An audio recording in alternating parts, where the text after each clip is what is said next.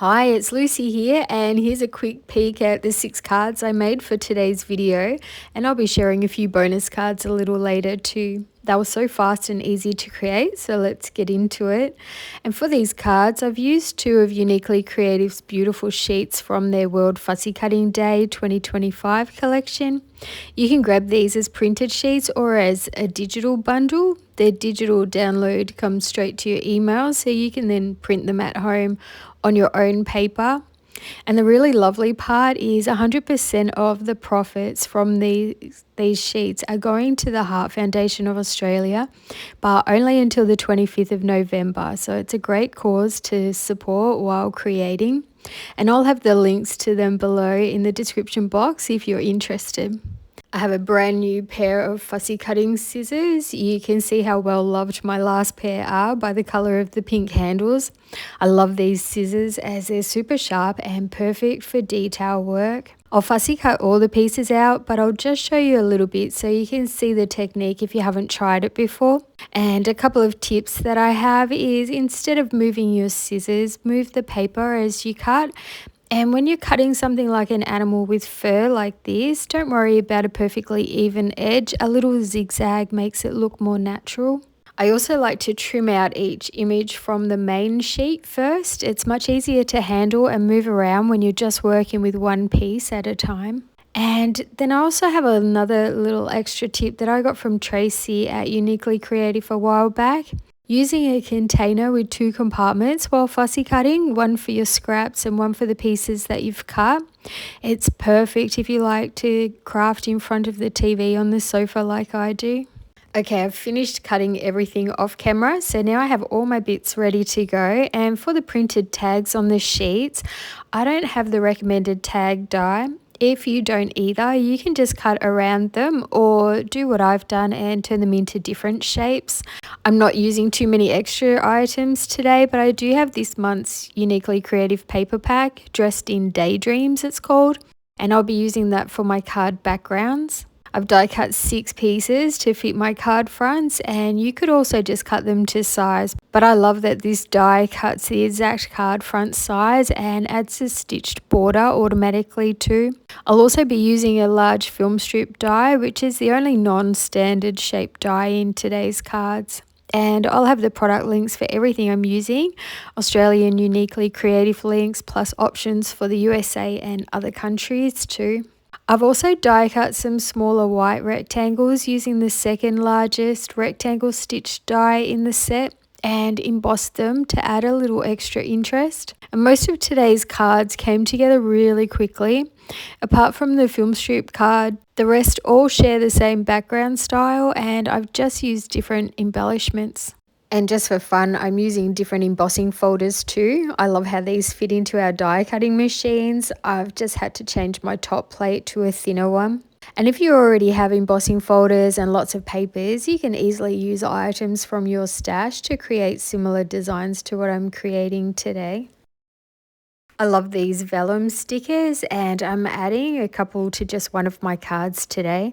I'm sticking them down before running the piece through the die cutting machine so they get embossed at the same time. It's totally optional, but I find they stick a bit better this way rather than adding them afterwards when the surface is already textured. You might think this background looks a little more on the mature side, but I'm actually using it for a little girl's birthday card. Although really it would work nicely for any age. And like with all the cards today, I'm starting by adding the background paper to the card front and then layering a small white embossed rectangle in the center. And after that, we'll start adding the fussy cut pieces from the sheets. If you've watched my videos before, you'll know I love to bend my characters, flowers and other pieces a little bit. It just gives them a more natural dimensional look. And if you're new here, I just use a clean lollipop stick or sometimes something a bit larger like a pen or my craft knife handle to gently shape the ephemera. Not only does it look nice, but it also helps disguise the foam tape or squares underneath. And if you've been eyeing this sentiment set that I use quite often, it's back in stock at Uniquely Creative at the moment.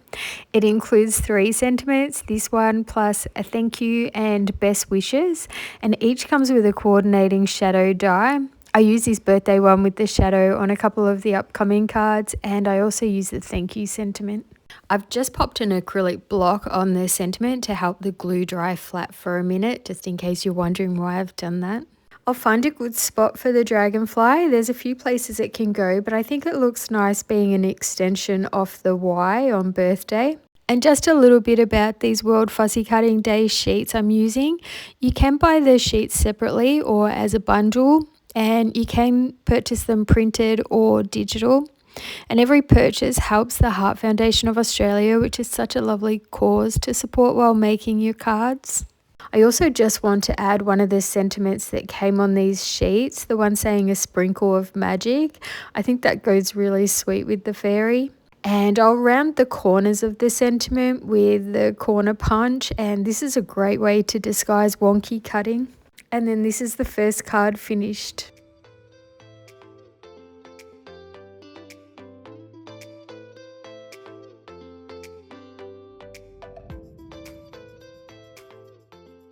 Okay, let's make another card.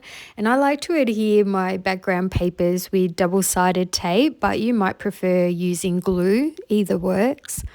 I've used the same embossing folder as the last card because I really love this stitched quilted look. I actually forget to emboss sometimes. Do you use embossing folders much? For this one, I'm adding the check circle that I cut from the sheet, and I'll pop some foam squares in the center so it sits up a little higher on the card, but I'm keeping the foam squares away from the edges since I'll be tucking flowers both under and over the circle. Whenever I use foam adhesives, I like to add a little glue as well. It just helps everything stay in place long term. I'll also trim any flower clusters that are going underneath, and that way they fit better, and I can reuse the little offcuts on another card if I need to. Or you can even put them inside the card or on the envelope.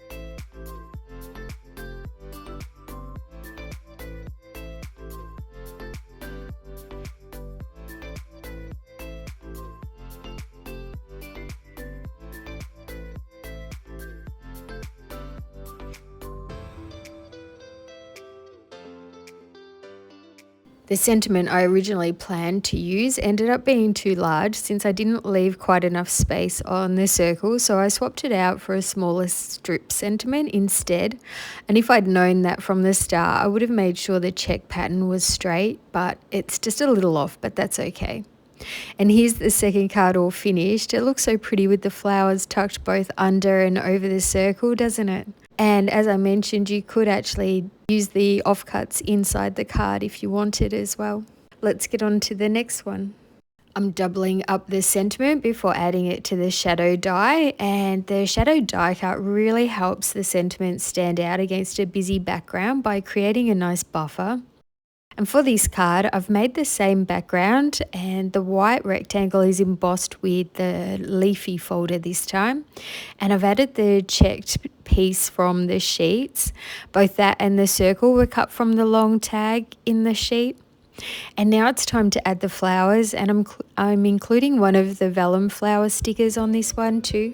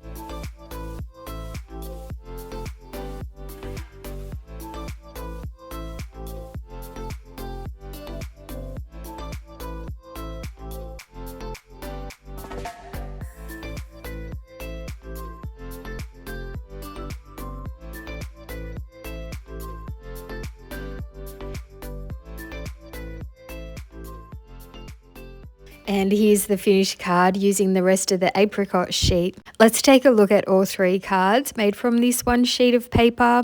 Even though the base design is the same, each one seems to have its own look, doesn't it? Do you have a favourite out of these 3 cards? Let me know in the comments if you do at the end. I'd love to hear which one's your favourite out of these 6 cards. Oh, plus don't forget I do have others to share soon too.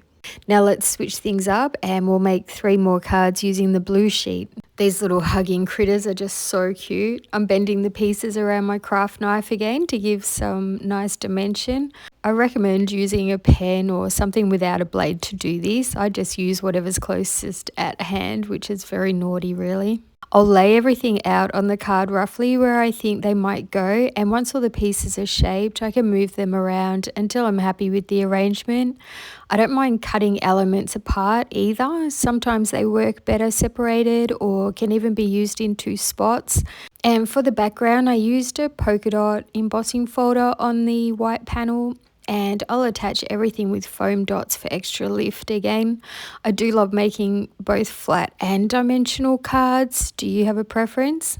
I find it's always handy to have some flatter ones for easy mailing.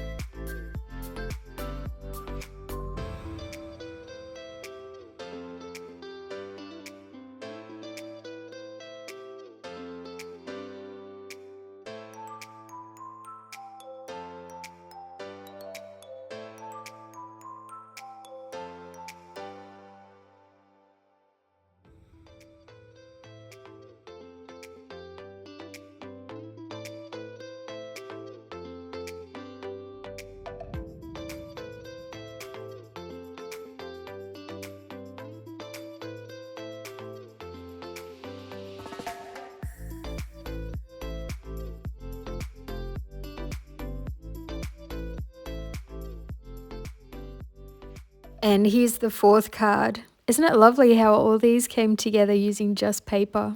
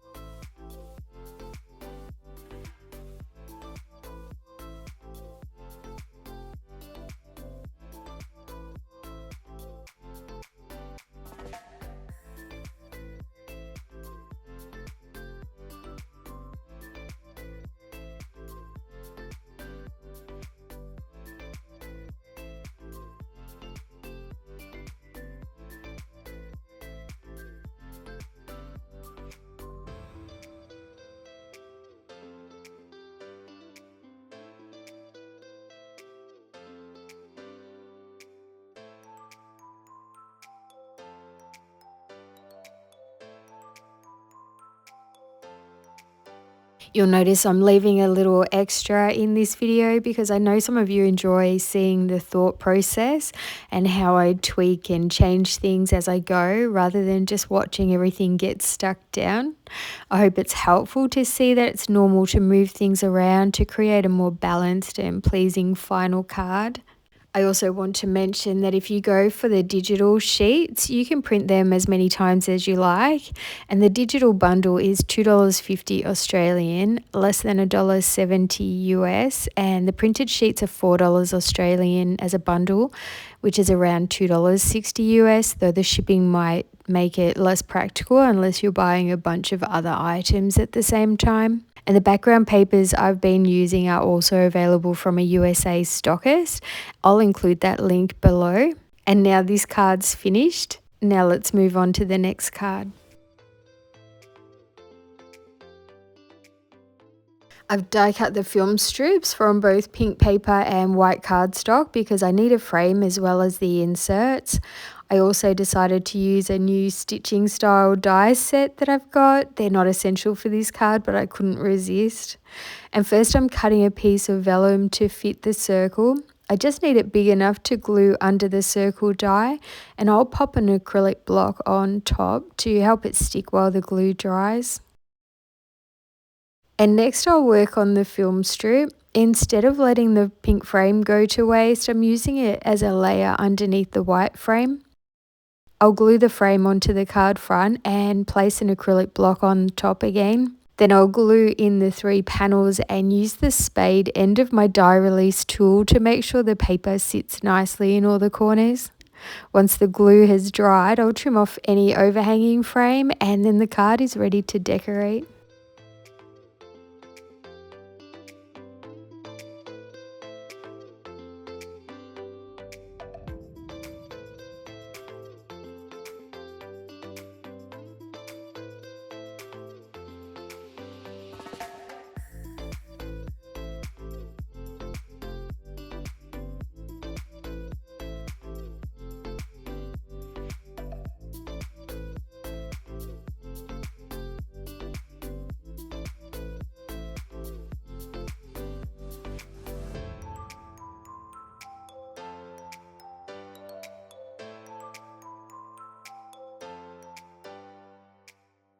Oops, after creating the vellum circle, I realised I'd forgotten to add it. Luckily, the glue on the thank you sentiment hadn't fully dried, so I could carefully lift it and place it onto the circle. I just felt the circle really helps the sentiment stand out. Do you agree? And now it's time to add the white stitching die cut pieces. As I mentioned, these aren't essential for the card, but when I get a new product, I often can't resist trying it out straight away. I've also used these on some of the extra cards I'll be sharing with you in a moment.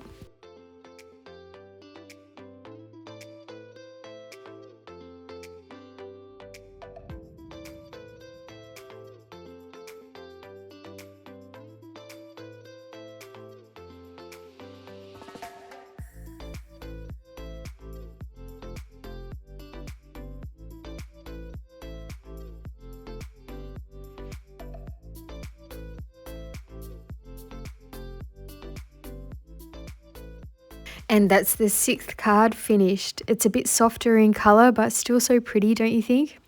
So let's take a look at all 6 cards together, plus the 4 bonus ones I made with Uniquely Creative's November kit dressed in Daydreams, which is also the papers that I used for the backgrounds on the other 6 cards today. And as I mentioned earlier, it's available both in Australia and the US, and I'll have all the links below. And just a quick note, some of those links are affiliate links, which means simply if you choose to purchase through them, I may earn a small commission at no extra cost to you. And it really helps support my channel and allows me to keep creating these tutorials. So thank you so much if you do use any of the links. And here are the bonus cards. I hope you like them. I'd like to know which one's your favorite from today. So if you've got a minute, leave me a comment below. I always love reading them so much. There's also a stitching stamp set in this collection, so I've used that on this card with a bit of gold embossing powder, and once it's heated it gives the look of gold stitching. It's such a pretty effect. If you enjoyed today's video, please give it a thumbs up and consider subscribing if you haven't already. If you have the option to click the hype button, I'd really appreciate it if you did. It's such a lovely way to show support for my channel. Before we finish, a big thank you to my lovely members for your continued support, and hugs to Sin for the super thanks on my last video. That was so sweet. You're so kind.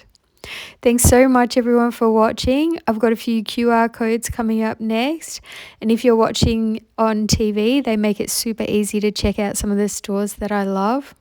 And then you'll find another video coming up on screen if you'd like some more inspiration and ideas. Happy crafting, and bye for now.